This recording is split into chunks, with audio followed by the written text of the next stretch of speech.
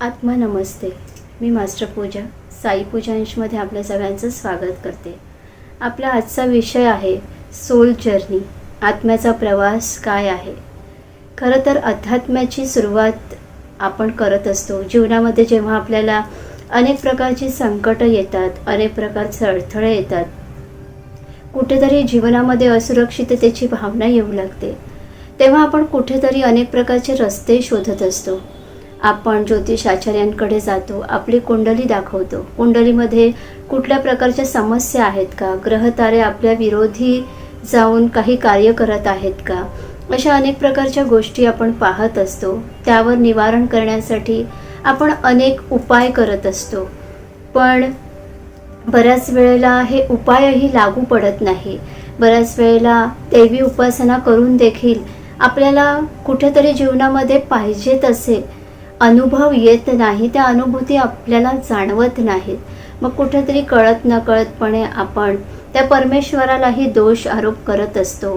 तुझी एवढी याचना करून, एवढी पूजा करून, एवढे सगळे उपवास करून, एवढी व्रतवैकल्ये करूनही माझ्या आयुष्यात अजून योग्य तो बदल का होत नाही, असे असंख्य प्रश्न आपल्या मनामध्ये येत असतात. आणि आपण सतत त्या देवाला, त्या परमेश्वराला दोष लावत असतो. जेव्हा आपण अध्यात्मामध्ये येतो, आपल्या आत्म्याचा एक प्रवास सुरू होतो. हा प्रवास म्हणजे नेमकं काय आहे, हे अध्यात्म म्हणजे नेमकं काय आहे. खरं तर जेव्हा आपण अध्यात्मामध्ये उतरतो, आपण का उतरतो, कारण आपल्या आत्म्याला जे दुःख, जे कष्ट भोगावे लागत आहे, जो त्रास आपल्याला होत आहे, मानसिक असो किंवा शारीरिक असो, पण हे जे त्रास आपल्याला होत आहेत, हे कुठेतरी आत्म्यामधले आहेत. हे आत्म्याचे त्रास आहेत. आपल्याला त्रास होत आहे, आपल्याला असंख्य संकट येत आहेत, म्हणून आपण कुठेतरी त्या आध्यात्मिकतेला स्वीकारायला जातो. पण जेव्हा आध्यात्मिक प्रवास आपला खऱ्या रीतीने सुरू होतो, तेव्हा सर्वप्रथम आपण आपला आत्मा कोण आहे, आपण कोण आहोत, मी कोण आहे, हे ओळखणं जास्त महत्त्वाचं असतं. आध्यात्मिकता म्हणजे खरं तर आत्मा म्हणजे काय, आत्मा म्हणजे कोण. माझ्या शरीरामध्ये जो या शरीराला चालवत आहे, हा शरीराला चालवणारा, ही शरीराला चालवणारी दिव्य ऊर्जा म्हणजे कोण आहे, हे जेव्हा आपल्याला समजतं, तेव्हा तेव्हा खरा आपला आध्यात्मिक प्रवास सुरू होत असतो.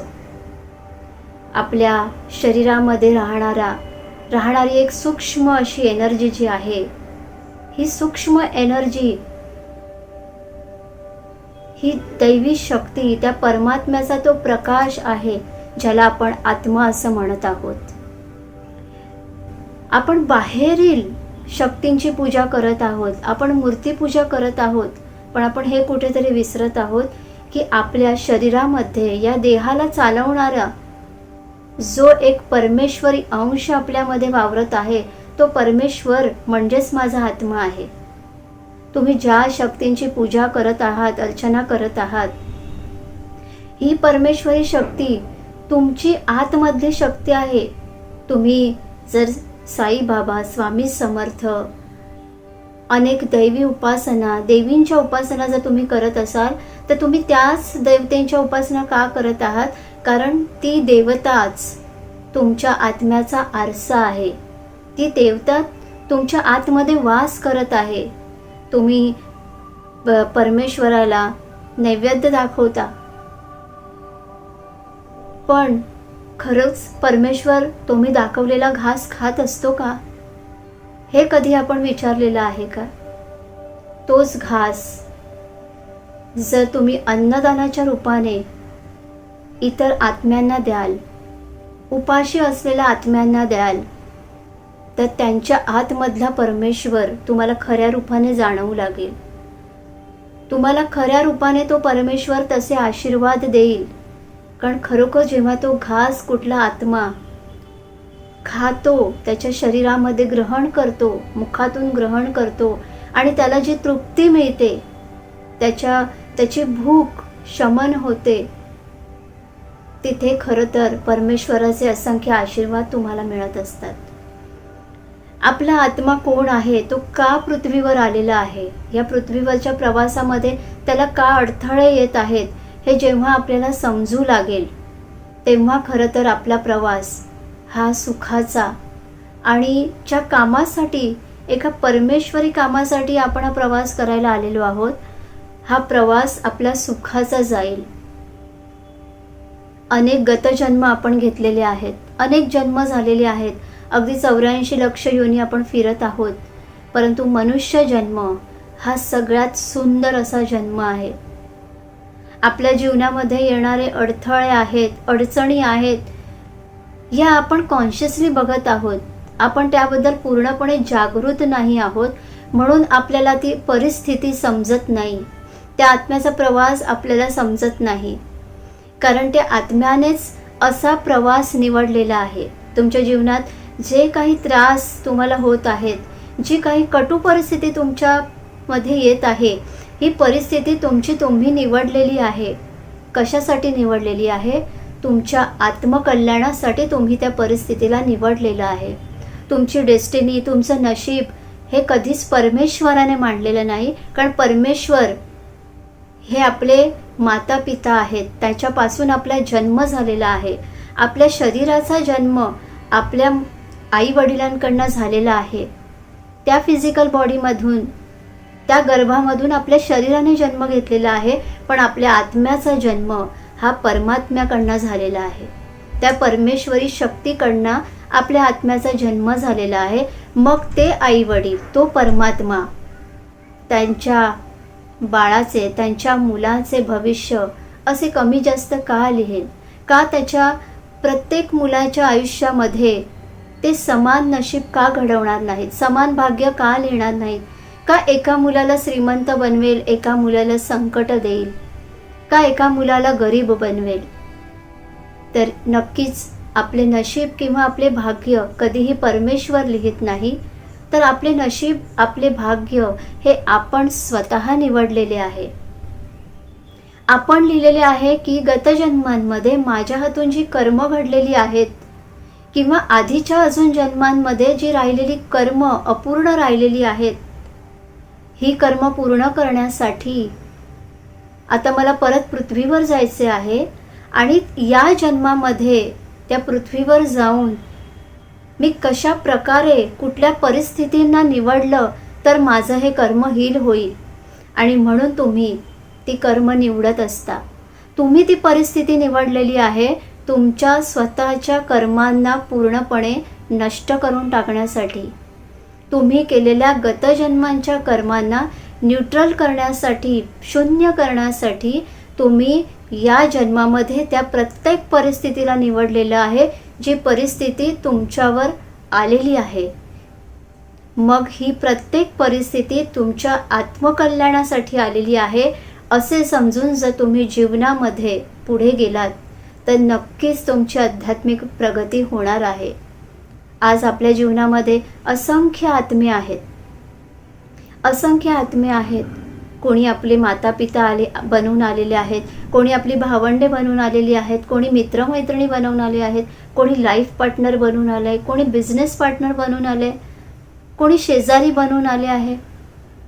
तर जितके आत्मे ज्यांना तुम्ही ओळखत आहात आणि जे तुमच्या या जन्मामध्ये तुमच्या आयुष्याचा एक भाग आहेत, हे प्रत्येक आत्मे तुमच्याच आत्मकल्याणासाठी आलेले आहेत. तुम्हाला त्रास देत आहेत, हा त्रास तुम्ही निवडलेला आहे आणि त्या आत्म्याने तुम्हाला मदत करण्याचा विचार करून तुमच्याबरोबर तो रोल प्ले करण्याचं कॉन्ट्रॅक्ट साईन केलेलं आहे.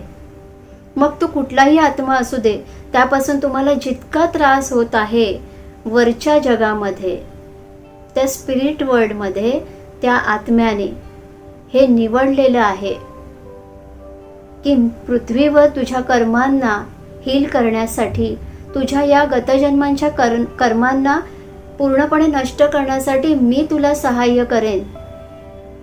मी तुझा मित्र बनून येईन, मी तुझा लाईफ पार्टनर बनून येईन, मी तुझा शेजारी बनून येईन की मी तुझा नातेवाईक बनून येईन आणि तुला अशा प्रकारे त्रास देईन आणि त्यामुळे तुझे कर्म हील होईल. परंतु बऱ्याच वेळेला आपण त्या आपल्या पवित्र शुद्ध चेतनेमध्ये नाही आहोत. आपण त्या आत्म्याच्या खऱ्या प्रवासाला नाही समजून घेत आहोत. त्यामुळे आपल्याला समजत नाहीये की आलेली परिस्थिती ही का आली आहे आपल्यावर, आणि अशा वेळी आपण काय रिॲक्ट करायचे आहे.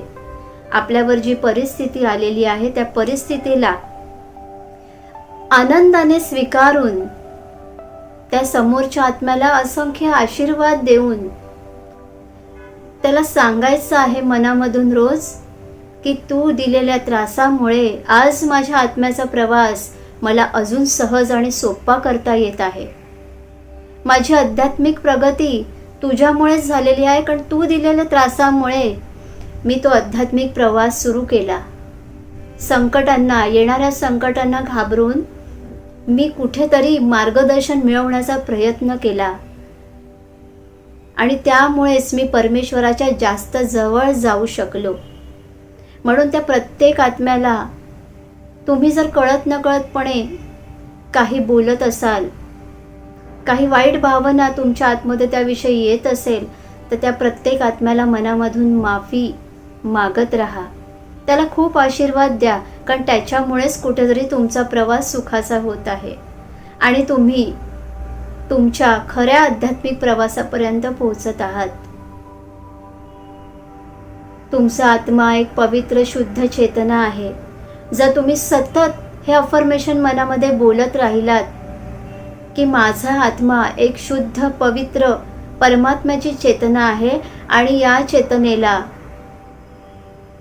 मी अजून शुद्ध आणि पवित्र करणार आहे, आणि त्यासाठी योग्य ती ध्यान साधना मी करणार आहे. आपण आपल्या चेतन मनाद्वारे या भौतिक जगाला बघत आहोत. परमेश्वराने ही एक माया बनवलेली आहे, एक मायेचं जग तयार केलं आहे पृथ्वीवरती, आणि या मायेच्या जगाला आपण अगदी खरेपणाने बघत आहोत. या भौतिक जगाला आपण खरं समजत आहोत, हेच खरं सत्य आहे असं समजून आपण चालत आहोत. पण ही एक माया आहे. आपण जेव्हा खूप सारी ध्यान साधना करतो, खूप आध्यात्मिक प्रगती करतो, अध्यात्माच्या एका शिखरापर्यंत आपण जातो, तेव्हा आपण खऱ्या जगाची आपल्याला ओळख होत असते, आणि तेव्हा समजतं इतके वर्ष ज्या जगामध्ये आणि ज्या जगाशी आपण खूप अटॅच होतो, हे जग तर खरं जग नाहीच आहे. हे फक्त एक माया आहे, एक ऊर्जा, एका चक्रव्यूहामध्ये आपण आहोत, आणि जिथे आपला जन्ममृत्यूचा प्रवास चालूच राहिला आहे. कारण खऱ्या जगाला आपण कधी ओळखलेच नाही. खूप उशीर झाला. आणि कधीही जेव्हा तुम्ही आध्यात्मिक प्रगतीवर असता, तुम्ही आध्यात्मिक प्रवास करत असता, तेव्हा तुमच्या आतमध्ये असलेली ही कर्म जी आहेत इतक्या फास्ट, इतक्या जलदपणे बाहेर पडत असतात. मग ही कर्म म्हणजे तुम्हाला अनेक माणसांच्या रूपातच बाहेर पडणार आहेत. कोणी तुम्हाला दुःख देईल, यातना देईल, कोणी त्रास देईल, कोणी तुम्हाला पैशांमध्ये फसवेल, कोणी बिझनेसमध्ये फसवेल, आर्थिक नुकसान देईल, मानसिक त्रास देईल, शारीरिक पीडा होईल. असे असंख्य त्रास देणारे आत्मे तुमच्या समोर येणार, कारण आत्मकल्याणासाठीच येणार आहेत ते. कारण या आध्यात्मिक प्रवासामध्ये तुमच्या कर्मांना हील होण्याची खूप गरज असते. तुमचे क्लिन्झिंग होत असते, तुमच्या आत्म्याचे क्लिन्झिंग होत असते. मोक्षप्राप्ती कधीही कुठलाही अध्याय वाचून, कुठलेही पुराण आणि ग्रंथ वाचून नाही मिळत. पुराण आणि ग्रंथ वाचून किंवा ज्या स्तोत्रामध्ये, ज्या अध्यायामध्ये सांगितलेलं आहे की याचे इतके पठण केल्याने, अमुक अमुक वेळा पठण केल्याने तुम्हाला मोक्षप्राप्ती होईल, त्यामागे उद्दिष्ट काय आहे? त्या ग्रंथ पठणाने तुमच्या कर्मांचे क्लिन्झिंग होत असते, तुमच्या शुद्ध चेतनेची जागृती होत असते. आणि जेव्हा ही जागृती होते तेव्हा तुमच्या कर्मांमध्ये, तुमच्या वागण्यामध्ये, तुमच्या बघण्यामध्ये, समाजाला बघण्यामध्ये आणि ओळखण्यामध्ये तुमचा दृष्टिकोन आहे याच्यामध्ये असंख्य परिवर्तन व्हायला सुरू होतं. आणि या परिवर्तनाद्वारे तुम्हाला मोक्षप्राप्तीचे मार्ग सापडतात. कुठल्या मार्गावर तुम्ही गेलं पाहिजे आणि तिथे तुमची आध्यात्मिक प्रगती केली पाहिजे, आणि या प्रगतीने तुम्ही त्या एका मोक्षाच्या पायरीवर चढता. त्या मोक्षप्राप्तीपर्यंत चढता. मोक्षप्राप्ती म्हणजे काय आहे? या जन्म मृत्यूच्या जाळ्यामधून पूर्णपणे हील होणं, सुटून जाणं आणि त्या परमेश्वरी शक्तीमध्ये मर्ज होणं, विलीन होणं, ही आहे मोक्षप्राप्ती. तरीही आपला आत्मा त्याच्या अनेक इच्छांमध्ये अडकलेला असतो. बऱ्याच वेळेला बरेच आत्मे मृत्यूपर्यंत येऊनही अनेक डिझायर्समध्ये, अनेक इच्छांमध्ये अडकलेले असतात. मृत्यूच्या अंतिम समयी त्यांना वाटत असतं की आमच्या खूप साऱ्या इच्छा अतृप्त राहिल्या, पूर्ण झाल्या नाही, अजून खूप काही राहिलं होतं आणि ते मला जगता आलं नाही, मला मिळालं नाही. आणि अशा वेळी आपल्या सूक्ष्म शरीरातील इमोशनल बॉडी, वासना देह आहे, यामध्ये या वासना अडकतात. आणि मृत्यूनंतरचा जो प्रवास आपल्याला करायचा असतो, हा प्रवास त्यांना कठीण होऊ लागतो, कठीण वाटू लागतो. आणि जेव्हा त्यांच्या या सगळ्या इच्छा अतृप्त राहतात, तेव्हा त्यांचा जो आत्मा असतो हा पृथ्वीवरच याच मायाच्या जगामध्ये वावरत राहतो, भटकत राहतो. तो सुटत नाही त्याच्या वासना देहामधून. आणि त्यानंतर अशा मनुष्यांचे शरीर तो घेतो की ज्यांच्या शरीरामध्ये जाऊन त्यांना त्या वासना पूर्ण करता येतील, ते पूर्ण करू शकतील. आणि त्यानंतर आपण ज्याला म्हणतो वॅम्पायर अटॅक, स्पिरिट अटॅक असं आपण म्हणतो. आणि मग त्यांना जे काही हवं आहे त्या शरीरामार्फत ते पूर्ण करत असतात. मग काय करायचे असं भटकणारं आयुष्य? मृत्यूनंतरही या भूतयोनीमध्ये आपण वावरणार असं आयुष्य का हवंय आपल्याला? आपल्या आत्म्याला शुद्ध चेतनेमध्ये आणण्यासाठी सगळ्यात महत्त्वाची आहे ती ध्यान साधना. तसेच अशा प्रकारची साधना आपल्याला केली पाहिजे की ज्या साधनेने खरोखर आपले प्युरिफिकेशन होणार आहे. तुमच्या कर्मांना तुम्ही ध्यान साधनेतून हील करू शकता, त्याचबरोबर तुमच्या वागणुकीतून तुम्ही हील करू शकता. तुमच्या विचारांमधून तुम्ही त्या कर्मांना हील करू शकता. हील करणं म्हणजे पूर्णपणे त्या कर्मांना आतमधून संपवणं. आपण जेव्हा या पृथ्वीवर येणार असतो तेव्हा आपल्याला सगळं काही समजत असतं, कारण आपली चेतना एका शुद्ध पवित्र फॉर्ममध्ये असते. आपल्याला सगळं काही स्पष्ट कळत असतं, दिसत असतं, कारण तेव्हा आपलं चेतन मन जे आपण पृथ्वीवर आल्यानंतर वापरत असतो, हे चेतन मन त्यावेळेला तिथे नसतं. आपलं अवचेतन मन जे खूप पवित्र आहे, लहान मुलासारखं आहे आणि निरागस आहे, निस्वार्थी आहे, त्याच्यामध्ये कंपॅशन आहे, अनकंडिशनल लव आहे. आणि हे चेतन मन, हे अवचेतन मन जे आहे, हे अवचेतन मन आपल्या शुद्ध चेतनेला जागृत करत असतं, आपल्या सत्सत विवेकबुद्धीला जागृत करत असतं. आणि जेव्हा आपण पृथ्वीवर येतो तेव्हा आपल्याला आपल्या फिजिकल बॉडी बरोबर, त्या शरीराबरोबर चेतन मन, कॉन्शियस माइंडसुद्धा भेटतं. आणि जसं जसं आपण मोठे होतो तेव्हा समाजातील विचार आपल्या माइंडला प्रोग्राम करत असतात. हे चांगलं आहे, हे वाईट आहे, हे असं करू नये, हे असं करावं. या सगळ्या कल्पना, या सगळे विचार जे समाजाने मांडलेले आहेत, काय चांगलं आणि काय वाईट, हे आपल्या माइंडमध्ये प्रोग्राम होत असतात. आणि आपण खाली आल्यानंतर वरती काय ठरवलेलं होतं हे सगळं विसरतो. ती स्मृती आपली बंद होते आणि त्यानंतर आपण या पृथ्वीवर आपला प्रवास सुरू करतो. मग आपण तसेच वागू लागतो जसे आपल्या मनामध्ये, माइंडमध्ये प्रोग्रामिंग केलेले आहे. जशी समाजाने ज्या कल्पना, जे विचार आपल्या मनामध्ये मांडलेले आहेत, त्याच दृष्टिकोनाने आपण वागू लागतो. आपण त्याच गोष्टी करू लागतो. पण वरती काय ठरवून आलेलो आहे हे आपण पूर्णपणे विसरतो. आणि पुन्हा ज्या कर्मांना आपण खाली आल्यानंतर हील करण्यासाठी आलेलो आहोत, संपवण्यासाठी आलेलो आहोत, त्या कर्मांना आपण वाढवू लागतो. अजून काही कर्म आपण जनरेट करतो आणि पुन्हा वरती गेल्यानंतर पुन्हा आपल्याला जेव्हा आपली कर्म दाखवली जातात तेव्हा आपल्याला पश्चाताप होतो. म्हणून आज ज्या आत्म्यांना हे ज्ञान मिळत आहे ते ज्ञान त्यांनी घ्यावं, त्या ज्ञानाचं मोल त्यांना समजावं. त्यांनी हे ज्ञान घ्यावं की आत्म्याचा प्रवास काय आहे हे याच चेतन मनाद्वारे आपल्याला समजत आहे. तिथे शंका डाऊट्स न घेता त्या आत्म्याच्या प्रवासाला फ्लोने तो प्रवास करा. तो आत्म्याचा प्रवास एका शुद्ध चेतनेबरोबर होऊ द्या. आत्मा सगळं काही ठरवत असतो.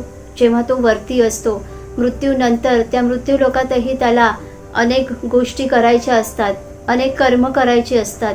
त्यानंतर तो स्वतःचा एक कॉन्ट्रॅक्ट साईन करतो. प्रत्येक सोलबरोबर खाली जो आयुष्यामध्ये आपल्या जे सोल्स आहेत त्या प्रत्येक सोलबरोबर आपला एक कॉन्ट्रॅक्ट साईन झालेला आहे. जोपर्यंत ते कॉन्ट्रॅक्ट आहे तोपर्यंत तो व्यक्ती आपल्या आयुष्यामध्ये असतो. आणि जेव्हा ते कॉन्ट्रॅक्ट संपतं तेव्हा अलगदपणे किंवा काही असं घडतं आणि तो व्यक्ती आपल्यापासून लांब जातो. मग जे जवळ आहेत त्यांना जवळ राहू द्या. जे लांब गेलेत विचार नका करू की का गेले, कशासाठी गेलं. हे तुम्हीच ठरवलेलं होतं की किती वेळ तो सोल तुमच्या आयुष्यामध्ये राहणार आहे, तो तुमच्यासाठी काय करणार आहे, तुम्हाला किती त्रास देणार आहे का तुम्हाला मदत करणार आहे. हे सगळं काही तुम्ही त्या सोलबरोबर केलेलं कॉन्ट्रॅक्ट आहे. तुम्ही तो प्लॅन रेडी करून आलेले आहात पृथ्वीवर. आणि आत्ता तुम्हाला त्याचा विसर पडलेला आहे. पण जर तुम्हाला याची जागृती आत्ता मिळत आहे, या चेतन मनाद्वारे मिळत आहे, तर नक्की तुम्ही तशा प्रकारे वर्तन करा. प्रत्येक आत्मा हा चांगलाच आहे, हा पवित्रच आहे, त्याची चेतना शुद्धच आहे. फक्त समोर आलेल्या परिस्थितीमुळे आणि त्याच्या गतजन्मांच्या कर्मांमुळे त्याच्यामधले असलेले जे संस्कार आहेत हे संस्कार काम करत असतात. आपण सगळे त्या परमेश्वराचे अंशच आहोत. आपण प्रत्येकजण एकमेकांशी कनेक्ट आहोत. या पृथ्वीवर जितके मनुष्य आहेत, जितके सोल्स आहेत, हे प्रत्येक सोल एकमेकांशी कनेक्ट आहेत. एकमेकांशी, कारण आपला सोल आहे हा अगदी एका सूक्ष्म एनर्जीद्वारे आपल्या शरीरामध्ये आहे. आत्मा शरीरामध्ये नाही आहे. शरीराने त्या आत्म्याला चॉईस केलेलं आहे. आत्म्याने एका प्रवासासाठी ते शरीर घेतलेलं आहे. कारण आत्मा हा एवढासा नाही आहे, एवढा सूक्ष्म नाही आहे. हा ब्रह्मांडाचा एक अंश आहे. संपूर्ण, ज्याला आपण पूर्ण आत्मा म्हणतो, पूर्ण आत्मा बोलतो, ह्या पूर्ण आत्म्याचा सूक्ष्म भाग आपल्या शरीरामध्ये आहे. त्यापैकी काही हिस्सा आपल्या सहस्रार चक्राच्या, म्हणजे इथे सहस्रार चक्राच्या 1 फूट वरती आपलं 12th चक्र आहे, त्याच्याही वरती आपली सोल एनर्जी आहे. आणि आपल्याला जेव्हा आपण ध्यान साधना करतो, जेव्हा आपण आपल्या आध्यात्मिक प्रगतीमध्ये असतो, तेव्हा ही सूक्ष्म एनर्जी, ही जी सूक्ष्म एनर्जी आहे जी आपल्या शरीराला चालवत आहे, ही एनर्जी त्याच्या पूर्ण एनर्जी बरोबर, म्हणजे खरा जो आत्म्याचा एक पार्ट आहे जो आपल्या डोक्याच्या 1 ते 1.5 फूट वरती आहे, ज्याला आपण आपला हायर सेल्फ असं म्हणतो. आपला हायर सेल्फ, ज्याच्यापासून आपल्या आत्म्याचा जन्म झालेला आहे, याच्याशी कनेक्ट व्हायला सुरू होतो. हायर सेल्फ, आपला सूक्ष्म आत्मा एकमेकांशी जेव्हा कनेक्ट होतात तेव्हा खरं तर आपल्यामध्ये एक दिव्य अनुभूती आपल्याला येऊ लागतात. आपल्यामध्ये एक तेजस्वी प्रकाश निर्माण होऊ लागतो आणि आपण आपल्या सत्सत विवेक बुद्धीमध्ये जातो, आपल्या खऱ्या शुद्ध चेतनेमध्ये जातो आणि ब्रह्मांडाचे सुंदर नॉलेज आपल्याला येऊ लागतं. जेव्हा माझा आध्यात्मिक प्रवास सुरू झाला तेव्हा या आध्यात्मिक प्रवासामध्ये असंख्य अडथळे आले. मी जेव्हा आध्यात्मिक प्रवास सुरू केला, हा प्रवास सुरू करण्याच्या आधी माझ्या शरीराला असंख्य पीडा होत होत्या, मानसिक त्रास होत होते. आणि तो मानसिक त्रास कशामुळे होत आहे हे शोधता मी एका आध्यात्मिक प्रवासामध्ये प्रवेश केला. आणि त्यानंतर ध्यानाद्वारे अजून यामध्ये प्रगती करावी अशा इच्छा आतून होऊ लागल्या. आणि हळूहळू अनेक प्रकारच्या वेगवेगळ्या आध्यात्मिक लेवल्स क्रॉस केल्या आणि अखंड ब्रह्ममुहूर्तावर ध्यान साधना करताना खूप ज्ञान वाढू लागलं, खूप दिव्य अनुभव येऊ लागले. या अनुभवांबरोबर फिजिकल वर्ल्डमधील, या भौतिक जगामधील कटू अनुभवही येऊ लागले. काही वेळेला जवळची माणसे लांब जात आहेत असे वाटू लागले. पण तेव्हा हे समजत होतं कुठेतरी काहीतरी आपली कर्म बाहेर येऊन या कर्मांचे हिलिंग होत आहे आणि त्यासाठी फॉरगिवनेस आणि ब्लेसिंग्स हे देणं आपल्याला अत्यंत आवश्यक आहे. कारण ही आपणच करून ठेवलेली कर्म आहे जी आपल्याला पाहायला मिळत आहेत. त्या ॲक्सेप्टन्समध्ये सतत ध्यानसाधना करून फॉरगिवनेस आणि ब्लेसिंग देत अजून आध्यात्मिक प्रवास वाढत गेला. स्वतःच्या अनेक गतजन्मांमध्ये मी जाऊन पाहिलं, अनेक पास्ट लाईफ रिग्रेशनद्वारे अनेक जन्म पाहिले, अनेक जन्मांमध्ये काय हातून घडलं आहे आणि सोलमध्ये जे कुठल्याही प्रकारचं दुःख होतं, जे इमोशन्स होते ते कुठे अडकलेले आहेत हे समजू लागलं. आणि बऱ्याच फिअर्स होत्या, या फिअर्सही हील होऊ लागल्या. बऱ्याच वेळेला माझ्या थ्रोट चक्रामध्ये मी 10 मिनिटे जरी बोलले तरीसुद्धा थ्रोट चक्रामध्ये मला लगेच पेन होत होतं, टॉन्सिलचे प्रॉब्लेम्स होते. मी काहीही थंड, ऑइली अशा प्रकारचं कुठलाही पदार्थ खाऊ शकत नव्हते, लगेच त्रास व्हायचा. परंतु जेव्हा कळलं की कितीतरी असंख्य इमोशन्स अनेक गतजन्मांमधले आपल्या आतमध्ये अडकलेले आहेत, तुमचे इमोशन्स तुमच्या थ्रोट चक्रामध्ये जास्त अडकत असतात. आणि जसे थ्रोट चक्र हील होऊ लागले, हे सगळे प्रॉब्लेम्स बंद झाले. जेव्हा सेशन्स असायचे तेव्हा मी 8-8 ताससुद्धा टॉक देऊ लागले, कुठेही त्रास नाही झाला. थ्रोट चक्र अजून ॲक्टिवेट होऊ लागलं. तर असे आपले जे सप्तचक्र आहेत आणि तसेच 144 लघुचक्र आपल्या बॉडीमध्ये आहेत. आणि ह्या सगळ्यामध्ये आपल्या DNA मध्ये, आपल्या ब्लड सेल्समध्ये आपल्या अनेक गतजन्मांच्या नकारात्मक इम्प्रिंट्स आहेत, त्या सोलचे ठसे आहेत. त्याचप्रमाणे बऱ्याच आपल्या चेतना अनेक ठिकाणी अडकलेल्या असतात, जिथे जिथे आपण जन्म घेतलेले आहेत. आणि असं म्हटलं जातं की 700 ते 800 जन्म मनुष्य योनीमध्ये आपले होतात. पण आत्ता काही रिसर्चद्वारे मी पाहिलं आहे की जास्त जन्मही होऊ शकतात. आणि अनेक ठिकाणी आपल्या चेतना अडकलेल्या आहेत. माझ्या स्वतःच्या ज्या चेतना जिथे जिथे अडकलेल्या होत्या, ध्यानसाधनेतून मी या चेतना स्वतःच्या परत आणल्या. आणि जेव्हा ती सुंदर पवित्र चेतना आपल्यामध्ये येते तेव्हा आपल्या आत्म्याची लेवल अजून वाढते. पण बऱ्याच अशाही चेतना आपल्यामध्ये अडकलेल्या असतात ज्या आपल्याला नको आहेत, ज्यांचा काही उपयोग नाही, उलट आपल्याला त्यांचा त्रास आहे. या चेतनाही आपल्याला आपल्या DNA मधून, आपल्या शरीरामधून काढून टाकणं जास्त गरजेचं असतं. आपण जेव्हा असा विचार करू की आपल्या आयुष्यामध्ये ही अशी परिस्थिती का निर्माण झाली आहे, आपल्याला असं बघायला गेलं तर आपल्याला नाही आठवते की आपण गतजन्मांमध्ये काय केलं, आपण आपल्या पास्ट लाईफमध्ये काय केलं होतं, हे आपल्याला नाही आठवते. आपल्याला नाही माहिती आपण काय केलं आहे. पण जर अशी कुठली परिस्थिती तुमच्या आयुष्यामध्ये येत आहे ज्याचं उत्तर तुम्हाला मिळत नाही आहे, तुम्ही शोधत आहात की का माझ्या आयुष्यामध्ये हे सगळं झालं, तर नक्कीच त्याचा संबंध तुमच्या गतजन्मांशी आहे. गतजन्मांमध्ये तुम्ही जे काही केलेलं आहे त्याचंच फळ तुम्हाला या जन्मामध्ये मिळत आहे. तुम्हाला ते कर्ज फेडायचं आहे, त्यासाठी तुमच्याजवळ ही परिस्थिती आलेली आहे. आणि ह्या परिस्थितीशी तुम्हाला कसं लढायचं आहे हे जेव्हा तुम्हाला कळतं तेव्हा तुम्ही खरं आध्यात्मिक प्रगती करत असता.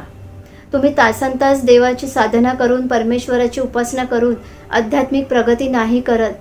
मी पाहिलं आहे माझ्या लाईफमध्ये असे अनेक लोक, असे अनेक आत्मे जे सांगतात की आम्ही ब्रह्ममुहूर्तावर उठून तासनतास साधना करतो, इतक्या माळा चांट करतो, इतके ग्रंथ वाचत आहोत, इतके चरित्र वाचत आहोत, तरीही आयुष्यातले प्रॉब्लेम सुटत नाही आहेत. मग असं का होतं? कारण कुठेतरी ते कर्मांचं बीज तुमच्या आतमधून निघालेलं नाही आहे. ध्यान का महत्त्वाचं आहे? आपण पाहिलं की पूर्वीचे ऋषीमुनी सतत ध्यानसाधनेमध्ये असायचे. तर ध्यानामुळे तुमच्या ज्या 3 नाड्या आहेत, इडा, पिंगला, सुषुम्ना, यांच्याशी कनेक्ट असलेल्या 72,000 नाड्या आणि या नाड्यांशी कनेक्ट असलेली तुमची सप्तचक्रे, तुमची इतर चक्रे, लघुचक्रे, या सगळ्यांचं एकमेकांशी कनेक्शन आहे. आणि तुमच्या सगळ्या कार्मिक मेमरीज, तुमच्या कार्मिक एनर्जी, निगेटिव्ह एनर्जी, या सगळ्या त्या चक्रांमध्ये तुमच्या नाड्यांमध्ये आहे. म्हणून नाडीशुद्धी किंवा प्राणायाम हे सुद्धा जास्त आवश्यक आहे असं सांगितलं जातं. कारण तुमच्या मनाला, तुमच्या सबकॉन्शियस माइंडला, तुमच्या अवचेतन मनामध्ये या सगळ्या आठवणी आहेत अनेक गतजन्मांच्या. आणि या तुमच्या मनाला कंट्रोल करणारं चक्र आहे हे म्हणजे थर्ड आय चक्र, आज्ञाचक्र ज्याला म्हणतात. तर हे आज्ञाचक्र, आता बऱ्याच ठिकाणी असं सांगितलं जातं की थर्ड आय चक्र ॲक्टिवेट करा, थर्ड आय चक्र ॲक्टिवेशन करा. पण हे नुसतं ॲक्टिवेट करून काय उपयोग जर तुम्हाला तो अवेअरनेस नाही आहे, तुम्हाला ती जागृती नाही आहे की त्या ॲक्टिवेशनचा फायदा कसा करून घ्यायचा आहे आपल्याला. तर तुमच्या अवचेतन मनाला कंट्रोल करणारे जे चक्र आहे, हे चक्र म्हणजे तुमचं आज्ञाचक्र आहे. आणि ह्या आज्ञाचक्रामध्ये जर सतत अशा प्रकारच्या मेमरीज आहेत, गतजन्मांच्या अनेक फिअर्स आहेत, फोबियाज आहेत, अनेक निगेटिव्ह हॅबिट्स आहेत, अशा असंख्य नकारात्मक गोष्टी जर या सगळ्या चक्रामध्ये अडकलेल्या आहेत अवचेतन मनाद्वारे, तर ह्या चक्रामध्ये तितक्याच प्रमाणात ब्लॉकेजेस निर्माण होतात. त्याचप्रमाणे आपल्या न्यूरॉन्सच्या पेशी आहेत, या हळूहळू डल होत जातात, ड्रेन होत जातात, स्मरणशक्ती आपली कमी होत जाते. अशा बऱ्याच प्रकारच्या मानसिक समस्या आपल्याला उद्भवतात. कारण हे तुमच्या आतमधले, तुमच्या अवचेतन मनामधले ब्लॉकेजेस कळत नकळतपणे तुमच्या आज्ञाचक्राद्वारे तुमच्यावर काम करत असतात. यासाठी सतत पॉझिटिव्ह अफर्मेशन द्या असं म्हटलं जातं. पण मी हे नक्की सांगेन की तुमच्या पॉझिटिव्ह अफर्मेशनपेक्षा तुम्ही योग्य ती ध्यान साधना करा, तुम्ही स्पिरिच्युअल प्रॅक्टिस करा. आपल्या जसे आपण बरेच वेळेला कर्मांचे, कर्मज्ञानाचे, तसेच कर्मांना हील करण्याचे वर्कशॉप घेतो. या वर्कशॉपने काय होतं, यामध्ये तुम्हाला जे सिम्बॉल्स शिकवले जातात, हे सिम्बॉल बॉडीमध्ये आला आणि त्या कर्मांना त्याने नष्ट केलं असं नाही होत. बऱ्याच जणांमध्ये ह्या चुकीच्या कल्पना आहेत. ते जेव्हा तुम्ही अशा प्रकारचे सिम्बॉल प्रॅक्टिस करता, तुम्ही या प्रॅक्टिसद्वारे तुमच्या दिव्य चेतनेला आतमधून जागृत करता आणि तुमच्या कर्मांमध्ये परिवर्तन होऊ लागते, तुमच्या दृष्टिकोनामध्ये परिवर्तन होऊ लागते. तुम्ही प्रत्येक गोष्टीला ॲक्सेप्ट करायला तयार होता. तुम्ही प्रत्येक नकारात्मक गोष्टीमध्ये सकारात्मकतेला शोधू लागता. तुमच्या हातून अनेक सत्कर्म घडावी अशी तुम्हाला सतत इच्छा होऊ लागते. कुठल्याही आत्म्याला दुखवू नये, त्याला समजून घ्यावे अशी इच्छा तुम्हाला होते. आणि या तुमच्या चांगल्या कर्मांच्या वागणुकीमधूनच तुमच्या गतजन्मांच्या कर्मांना तुम्ही तोडून टाकता, तुम्ही ब्रेक करता. तर अशी असंख्य कर्म आपल्या आतमध्ये आहे आणि आपला आत्मा त्याचसाठी आलेला आहे. त्या कर्मांना पूर्णपणे, त्या कर्मांना संपवण्यासाठी त्याने हा प्रवास निवडलेला आहे. त्याने हा असा प्रवास निवडलेला आहे. या प्रवासाद्वारे परमेश्वर काय करत असतो, परमेश्वर तुमच्यासमोर असे मीडिएटर देतो. कारण तो समोर येऊन तुमच्याशी नाही संवाद साधू शकत, म्हणून तुम्हाला तो गुरु देतो, तुमच्या आयुष्यात गुरु आणतो किंवा तुम्हाला मार्गदर्शन करणारे आत्मे घेऊन येतो की या आत्म्याद्वारे तुमच्या जीवनामध्ये असं मार्गदर्शन होईल आणि त्याद्वारे तुमचा प्रवास एका सुंदर वळणावर जाईल. तुम्हाला कर्मगतीचे ज्ञान होईल आणि त्यामुळे तुम्ही त्या प्रवासाला खूप छानपणे पार पाडू शकता. आपल्या मृत्यूनंतरचे जीवनही तितकेच महत्त्वाचे आहे, पण आपण अजून त्या प्रवासाला समजून घेतले नाही, कारण आपल्याला आपल्या आत्म्याबद्दलचीच माहिती अपूर्ण आहे. सतत तुम्हाला हा अवेअरनेस पाहिजे आहे की आपण शरीर नाही आहोत.